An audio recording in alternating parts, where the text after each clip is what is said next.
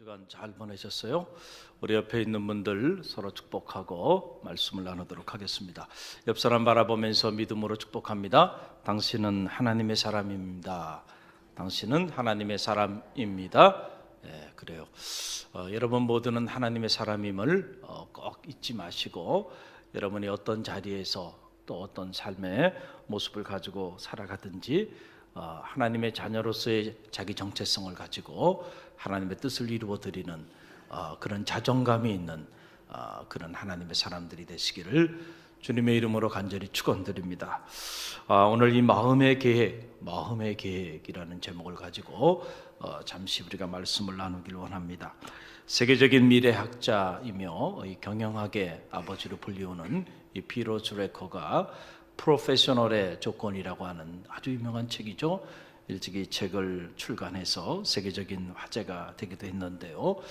이 책에 보게 되면 21세기 전문가로 우리가 살아가면서 많은 것들을 관리하며 살아야 하는데 그 중에 하나 이 시간을 잘 관리해야 한다는 거예요. 우리가 자기에게 주어진 시간을 잘 관리하지 못하고 살아가는 사람들은 결코 21세기 전문가로서 살아갈 수가 없다라고 하는 사실이죠.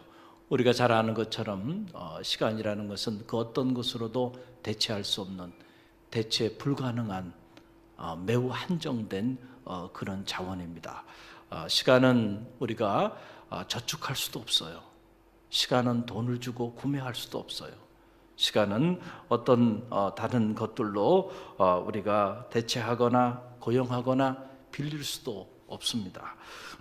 참으로 시간이란 대체 불가능한 우리에게 너무나도 한정된 그런 자원입니다. 그래서 우리가 인생을 살면서 많은 것들을 소중히 여기고 또 많은 것들을 잘 관리하며 살아야 되는데 그 중에 가장 중요한 것이 바로 뭐냐면 우리 시간이에요. 우리 시간을 소중히 여기고 그리고 우리에게 주어진 이 한정된 시간을 잘 관리하며 사는 일입니다. 그래서 이 피로 주레커는 세 가지를 조언을 해요. 시간을 어떻게 하면 잘 낭비하지 않고 관리하며 계획하며 살아갈 수 있겠는가? 첫째는 자신이 사용하는 시간을 실제로 기록하라는 겁니다. 기록하라. 여러분 의외로 많은 사람들이 자기가 사용하고 있는 시간을 기록하지 않고 살아가요. 이것은 마치 뭐와 같냐면은 여러분 시간이라는 것은 돈으로도 살 수 없는, 구매할 수 없는 그 정도로 가치 있는 것인데 마치 이거는 여러분들이 매일 엄청난 양의 돈을 막 계속 사용하고 있는데 그런데 그 돈을 어디에 사용하고 있는지 전혀 기록하지 않고 살아가고 있는 것과 마찬가지다는 거예요. 기록되지 않는 시간, 그 시간들은 다 낭비될 가능성이 대단히 높다. 그래서 자기가 사용하고 있는 시간을 기록하라라고 하는 거고요. 또 두 번째는 시간에 끌려다니지 말고 시간을 컨트롤하라는 거예요. 시간을 제어하고 관리하라. 시간은 한정되지만 그 한정된 시간은 나의 시간이거든요. 적어도 나에게는 내게 주어진 내 시간은 내가 관리하고 내가 컨트롤할 수 있어야지 내가 시간에 계속 끌려다녀 가지고서는 결코 우리가 어떤 경우에도 의미 있는 삶을 살아갈 수가 없다. 그래서 지속적으로 자기에게 주어진 시간을 관리하고 제어하라라고 하는 말이고요. 세 번째는 자신이 사용하고 있는 시간을 잘 기록하고 또 지속적으로 관리한 후에는 자신이 의미 있는 일을 위하여 자유자재로 사용할 수 있는 그 시간을 통합하라. 그래서 어떤 시간대에 어느 정도의 시간을 내가 의미 있는 일을 위하여 마음껏 쓸 수 있는지를 정확하게 통합하고 그것을 자기의 것으로 삼으라라고 하는 것이죠. 누구에게나 시간은 딱 한 번만 기회를 주고 지나갑니다. 지나간 시간은 누구도 다시 불러올 수가 없습니다. 여러분 그래서 성서는 세월을 아끼라 때가 악하니라 이렇게 말하고 있죠. 이게 무슨 말인가요? 우리가 믿음 안에서 우리 시간을 소중히 여기고 또 잘 관리하지 않으면 이 한 번뿐인 짧은 생애가 하나님 원치 않으시는 시간들로 다 낭비되어 버리고 말게 되기 때문에 그렇다라고 하는 사실입니다. 그런데 여기서 우리가 생각해야 하는 것은 시간을 낭비시키지 않기 위하여 시간을 잘 기록하고, 그리고 그 시간을 자기가 잘 지속적으로 제어하고, 그리고 그 시간을 잘 통합하는 일도 중요하지만 더 중요한 일은 우리가 그렇게 전략하고 그렇게 관리한, 그렇게 통합한 그 시간을 어디에 사용하느냐라고 하는 사실이에요. 저는 이것이 더 중요하다고 생각합니다. 예를 들면 이런 거예요. 여러분들이 시간을 잘 기록했어요. 잘 관리했어요. 그리고 기록하고 관리한 시간들을 잘 통합해서 여러분들이 원하는 일을 위하여 의미 있게 사용할 수 있는 가용 시간들을 다 만들었어요. 그런데 중요한 건 그렇게 아낀 그 시간을 만약에 하나님이 원치 않는 악한 계획을 추진하는 그 일을 위하여 여러분들이 시간을 아끼고 그 시간을 그렇게 사용한다고 한다면 그 시간은 통째로 하나님 앞에서 낭비된 시간이 될 수 있다는 사실이에요. 무슨 얘기인지 아시겠죠? 그러니까 시간을 아끼는 일도 중요하지만 그것보다 더 중요한 일은 이렇게 아껴진 시간을 무슨 계획을 가지고 무엇을 위하여 사용하느냐.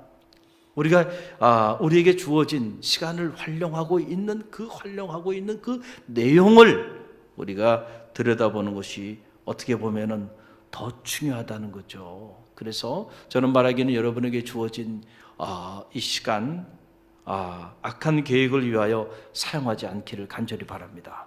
하나님 안에서 선한 계획을 위하여 사용되어지는 축복이 있기를 바랍니다. 여러분, 그 사람이 어떤 사람인지를 알려면 그 사람이 자기에게 주어진 이 소중한 시간을 주로 무슨 계획을 가지고 어디에 사용하고 있는지를 들여다보면 저 사람은 어떤 사람이구나 라고 하는 것을 대번 알 수가 있어요. 오늘 말씀은 계획에 대한 이런 말씀인데 시간이 없이 계획되는 일은 아무것도 없죠. 모든 계획은 시간을 기초로 해서 이렇게 만들어지게 되는 것이죠. 오늘 우리가 어떤 계획을 가지고 살아가느냐, 바로 그것이 오늘 우리를 향한 하나님의 계획을 결정합니다. 저는 창세기를 읽으면서 이 사실을 깨달았어요. 우리는 흔히들 생각해요. 우리의 계획이 하나님의 계획을 따라 움직인다고 생각해요. 흔히 말하는 섭리라고 하는 것을 우리가 자칫 잘못 오해하다 보면 그렇게 오해할 수 있어요. 그냥 하나님의 모든 것이 하나님의 섭리 가운데 다 그냥 이루어진다. 그러니까 모든 것이 하나님의 계획과 하나님의 뜻대로 다 움직여 나아가고 있다라고 이렇게 생각하는 그런 경향이 있어요. 그러나 여기서 우리가 놓치고 있는 것이 있어요. 여러분, 실제로는요 그 반대입니다. 이게 무슨 얘기냐 하면은 하나님의 계획, 우리를 향한 하나님의 계획은 우리의 계획에 따라 결정된다는 거예요. 여러분, 이 사실을 꼭 기억하시기를 바랍니다. 자, 이게 대체 무슨 말인가라고, 바로 이런 얘기예요. 오늘 우리에게 주어진 이 짧은 시간 속에서 어떤 마음의 계획을 가지고 살아가느냐에 따라 그 계획에 상응하는 계획을 하나님도 우리를 향하여 세우신다는 거예요. 여러분, 이해가 되시나요? 예를 들어서 우리가 하나님이 원하시는 선한 계획을 가지고 우리가 이렇게 살아가면 하나님도 우리를 향한 계획을 세우시는데, 어떤 계획을 세우냐면 그런 사람들에게는 그에 상응하는 축복의 계획을 세우신다는 거예요. 그런데 반대로 우리가 이렇게 한정된 시간 속에서 살아가면서 우리의 마음의 계획이 하나님이 원치 않는 악한 계획을 마음에 품고 그 악한 계획을 세우며 살아가면 하나님도 우리를 향하여 계획을 세우시는데, 어떤 계획을 세우시냐 하면은 그에 상응한 계획을 세우신다. 곧 우리를 향한 심판의 계획을 세우신다라고 하는 거예요. 이것이 오늘 창세기가 우리에게 던져주는 강력한 메시지입니다. 여러분, 오늘 말씀은 노아 사람들의 이야기입니다. 여러분 창세기 6장 5절로 7절 이 말씀 저와 여러분이 다시 한번 함께 읽어보도록 하겠습니다. 묵상하며 나갑니다. 5절로 7절 함께 읽습니다. 여호와께서 사람의 죄악이 세상에 가득함과 그의 마음으로 생각하는 모든 계획이 항상 악할 뿐임을 보시고 땅 위에 사람 지으셨음을 한탄하사 마음에 근심하시고 이르시되 내가 창조한 사람을 내가 지면에서 쓸어버리되 사람으로부터 가축과 기는 것과 공중의 새까지 그리하리니 이는 내가 그것들을 지었음을 한탄함이니라 하시니라. 아멘. 자, 보세요. 죄악이 세상에 가득했다. 어떻게 알 수가 있나요? 그 시대 사람들의 마음의 계획을 들여다보면 알 수 있다라고 하는 거예요. 오늘 성경에 보게 되니까 그 마음으로 생각하는 모든 계획이 항상 악할 뿐임을 보았다. 누가 보신 거예요 지금? 하나님이 보셨어요. 자, 그들이 항상 마음에 계획하는 것들이 항상 악할 뿐임을 하나님이 보셨어요. 자, 사람들이 이렇게 항상 마음에 악한 계획을 가지고 살아가는 그 모습을 보고 하나님도 그에 상응한 계획을 세우십니다. 그 계획이 바로 뭡니까? 바로 하나님께서 그들을 모두 지면에서 쓸어버릴 심판의 계획을 세우셨다는 거예요. 항상 마음에 그들의 계획이 악할 뿐임을 보시고 하나님이 한탄하사 마음에 근심하면서 계획을 세우신 거예요. 기쁜 마음으로 세운 계획이 아니에요. 이 계획은 하나님이 고통 가운데 세우신 계획이죠. 그 계획은 그들을 지면에서 쓸어버리는 일이에요. 우리는 때때로 이런 생각을 하죠. 우리 삶의 자리 속에서 이런저런 어려움을 당할 때 모든 책임을 하나님께 돌리는 거예요. 하나님 살아계시면 어떻게 이룰 수 있냐고. 아마도 노아 시대의 사람들도 충분히 그렇게 얘기할 수 있었을 거예요. 하나님이 살아계신데 어떻게 이룰 수가 있냐고. 여러분, 하나님은 우리의 삶의 자리 속에서 심판의 계획을 세우시기를 즐겨하시는 분이 아니심을 기억하시길 바랍니다. 할렐루야. 한탄하사 마음에 근심하며 심판의 계획을 세운 동의는 하나님 자신에게 있는 것이 아니고 누구에게 있었던 거예요? 사람들의 마음의 계획이 항상 악하였기 때문이라는 거죠. 할렐루야. 자, 이걸 보면 어느 우리가 마음속에 어떤 계획을 품고 살아가느냐가 곧 나를 향한, 우리 가정을 향한, 우리 자녀를 향한, 오늘 우리의 삶을 향한 하나님의 계획을 결정한다라는 사실을 여러분 꼭 기억하시기를 바랍니다. 당시 노아 사람들의 마음의 계획, 그 마음의 계획은 어떻게 악하였다는 것인가? 우리가 한 차원 더 들어가서 본다고 한다면 오늘 이 창세기 6장 1절로 2절 말씀 보게 되면 그 내용이 나옵니다. 저와 여러분이 1절로 2절 함께 봉독합니다. 사람이 땅 위에 번성하기 시작할 때에 그들에게서 딸들이 나니 하나님의 아들들이 사람의 딸들의 아름다움을 보고 자기들이 좋아하는 모든 여자를 아내로 삼는지라 그랬어요. 자, 보세요. 이 말씀을 보게 되면 사람들이 땅 위에서 어떻게 하기 시작할 때? 번성하기 시작할 때. 여러분, 이게 참 중요해요. 자, 사람들이 타락하는 거는요, 언제나 보게 되면 뭔가 일이 승승장구하게 잘 되어갈 때 타락하고 무너지죠. 어렵고 힘들 때 무너지는 게 아니에요. 언제나 그렇습니다. 언제나 그래요. 여러분 보세요. 몸이 아플 때는요, 다 겸손해요. 사람이 몸이 아플 때는. 그런데 그 사람이 교만해지고 그래서 그 사람의 삶이 무너져 내릴 때는 언제 무너지냐면 몸이 건강할 때입니다. 그 건강한 몸을 가지고 늘 자기의 육체의 연락을 위하여 살아가다가 결국은 무너지는 거예요. 자, 보세요. 가난할 때는요, 사람들이 다 겸손해요. 신앙생활도 잘합니다.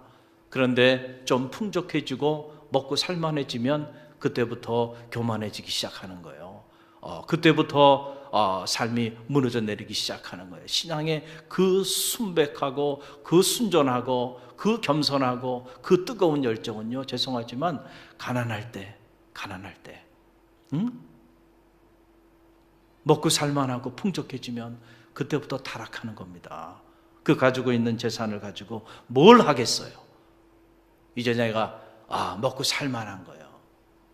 그래서 풍족한 것이 영적으로 보게 되면 때때로 우리에게 축복이 아니고 저주가 될 수 있다는 사실을 우리는 기독교 역사를 통해서 이미 너무 잘 알고 있죠.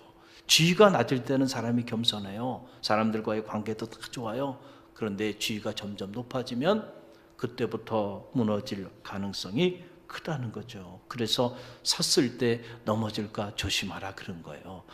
노아 시대도 마찬가지죠. 그 사람들이 이렇게 하나님의 축복으로 인하여 번성해지기 시작하니까 그때부터 그들이 무너지기 시작하는데, 그들이 먹고 살만해지고 번성해지자 이제 사람들이 점차 하나님을 그들의 마음의 계획 속에서 잊어버리기 시작했다. 너무나도 자연스러운 일이죠. 오늘 우리가 경험하고 있는 일들입니다. 그래서 하나님의 아들들, 즉 하나님의 자녀들이 사람의 딸들, 즉 하나님을 알지 못하는 그런 세상 사람들의 육체의 연락을 따라 살아가는 딸들의 아름다움을 보고는 자기들이 좋아하는 대로 모든 여자를 아내로 삼기 시작했다라고 하는 사실이에요. 여러분, 인생에 있어서 가장 중요한 만남이 어떤 만남인가요? 바로 이 부부의 연을 맺는 일이죠. 참, 그래서 한 몸을 이뤄서 한 가정을 이뤄 나가는 일은 너무나도 중요한 일입니다. 그래서 우리가 배우자를 위해 기도해야 되고, 또 부모는 좋은 배우자를 만날 수 있도록 자녀를 위하여, 그 만남의 축복을 위하여 기도하는 부모가 돼야 하는데, 오늘 이 창세기를 보게 되니까 이 중요한 만남을 결정하는 순간에도 그들이 각자 자기들의 좋아하는 기호를 따라 선택하며 나갔다는 거예요. 과연 하나님이 내가 이런 중요한 만남을 결정하고 선택하고 나갈 때 하나님의 생각은 어디 있는가? 하나님의 생각은 그들의 마음의 계획 속에 자리하지 않았다. 오직 그들의 마음속에 자리한 것은 자기들의 기호, 자기들의 마음의 생각대로 그들이 결정하며 나갔다라고 하는 사실이에요. 여러분, 어느 시대나 그렇습니다. 그 시대의 결혼식 문화를 보면 이 세대가 얼마나 악한 세대인가를 점쳐 볼 수가 있는 것이죠. 요즘도 보면 점점 경건하고 거룩한 혼례 예식은 어느 순간 사라져버리고 있는 것 같아요. 그리고 결혼식이 이제는 대단히 세속적인 이벤트로 상업화돼 가지고 어떤 경우에는 결혼식에 가고 싶지도 않을 때가 있어요. 그리고 결혼식장에 앉아있고 싶지 않을 때도 많이 있는 게 사실입니다. 결혼식을 어떻게 준비하고 어떻게 치르는가를 보면 이 부부가 앞으로 어떻게 살겠구나, 이제는 짐작이 다 가능하게 되었습니다. 여러분, 죄는 다른 것이 아닙니다. 하나님의 뜻을 따르지 않고 자기들의 기호를 따라 살아가는 것이 바로 하나님 앞에서는 죄가 된다는 사실을 여러분 꼭 기억하시길 바랍니다. 할렐루야.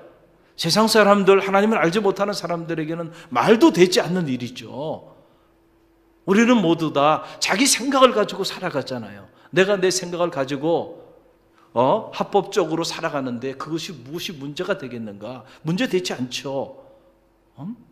하나님의 자녀로 살아가지 않는 사람들에게는 아무런 문제가 되지 않을 수 있어요. 그러나 우리가 하나님의 자녀로 살아가는 우리에게 있어서는 그것이 얼마나 큰 불충이고 그것이 얼마나 큰 죄인가를 우리는 알아야 한다라고 하는 사실이에요. 내 생각대로, 내 기호대로 이 시대의 문화를 따라 살아가는 일이, 그것이 무엇이 잘못이냐? 만약에 여러분이 그렇게 말한다고 한다면 죄송하지만 여러분은 실천적 무신론자입니다. 여러분이 정말로 하나님의 살아계심을 신뢰하고 그 하나님을 여러분의 아버지라고 고백하며 나간다고 한다면 그것이 얼마나 무서운 죄인가를 알아야 한다는 거죠. 여러분, 요즘 욜로라고 하는 신조어가 유행입니다. YOLO, You only live once라고 하는 말이에요. You only live once.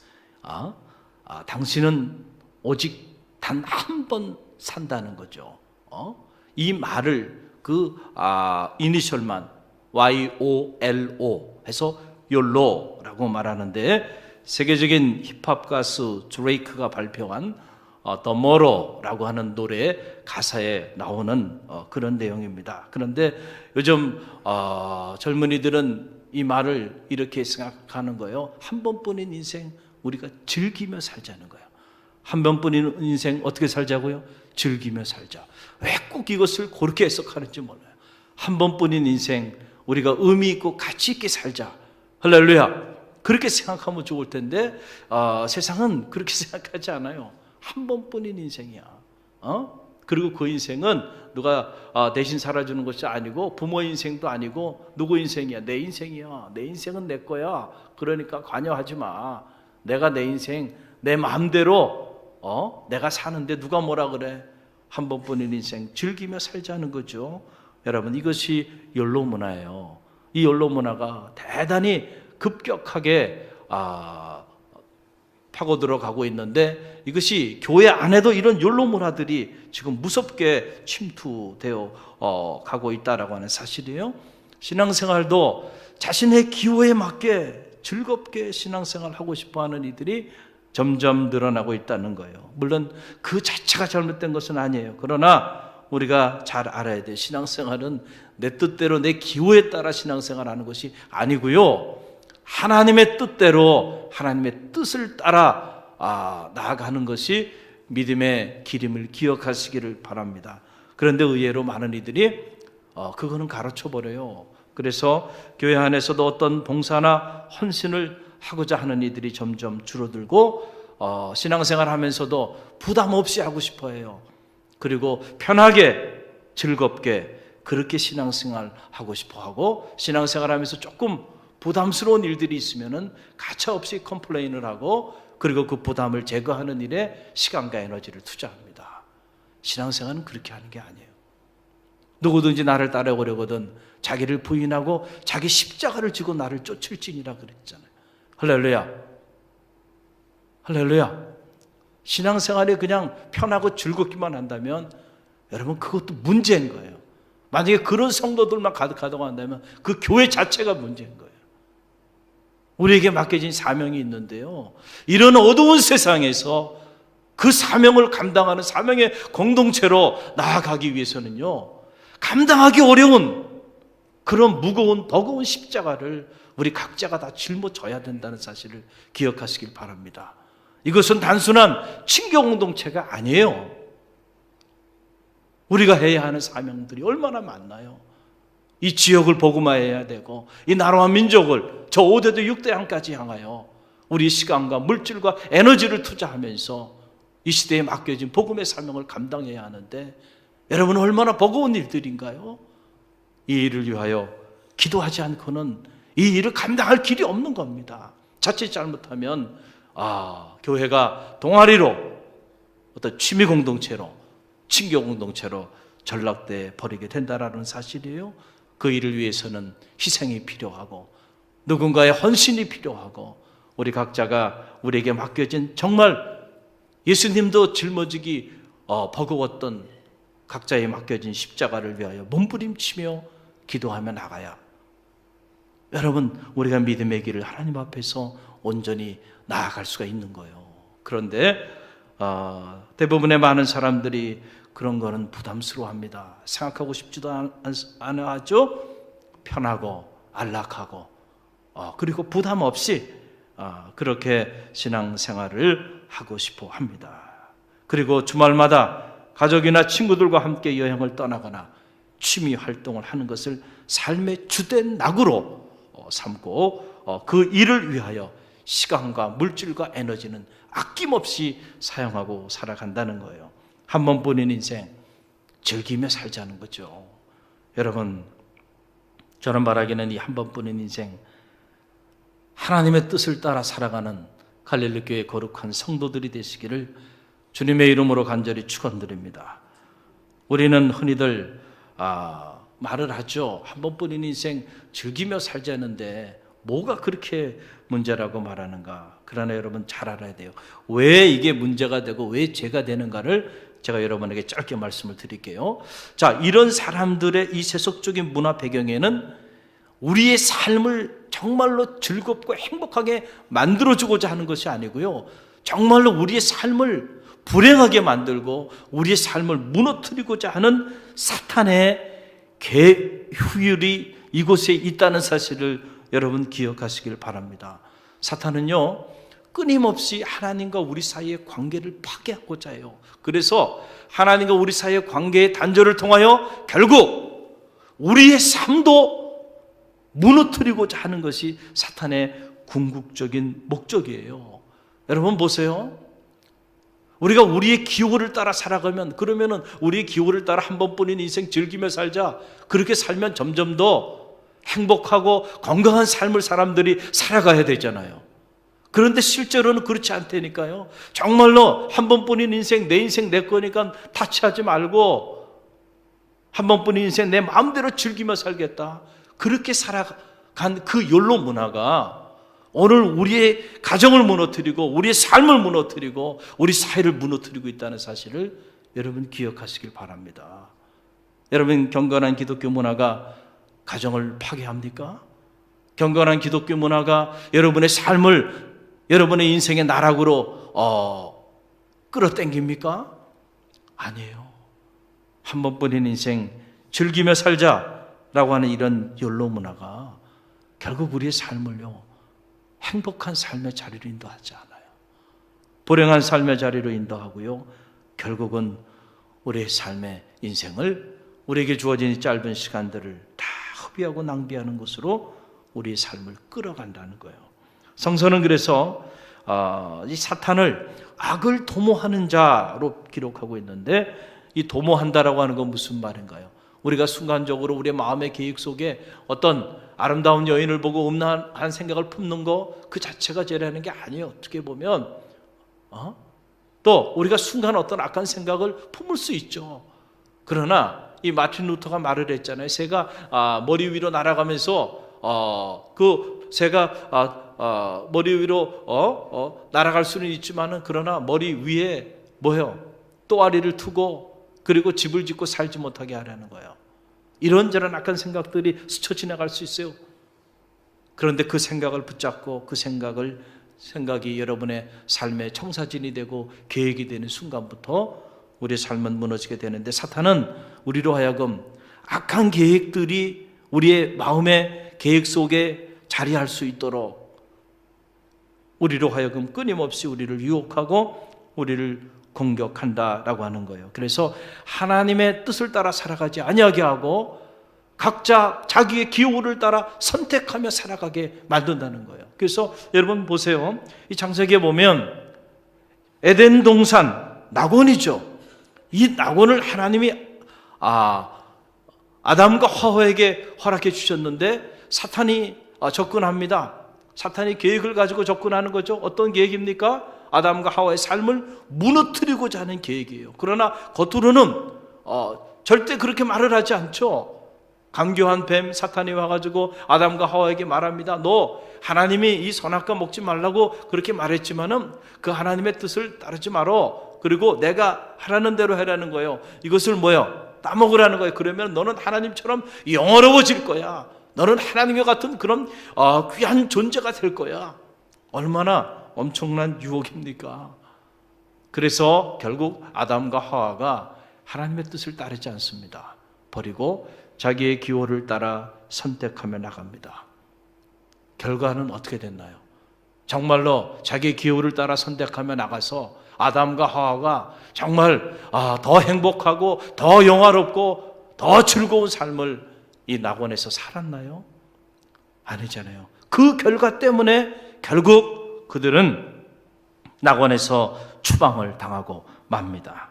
그리고는 이제는 죄와 죽음의 땅에서 저주받은 인생으로 전락돼 버리게 되고 만 것을 우리는 성서를 통해서 읽게 됩니다. 이것이 바로 인간이 자기의 기호를 따라 살아가는 인생의 종착점임을 여러분 기억하시길 바랍니다. 할렐루야, 할렐루야.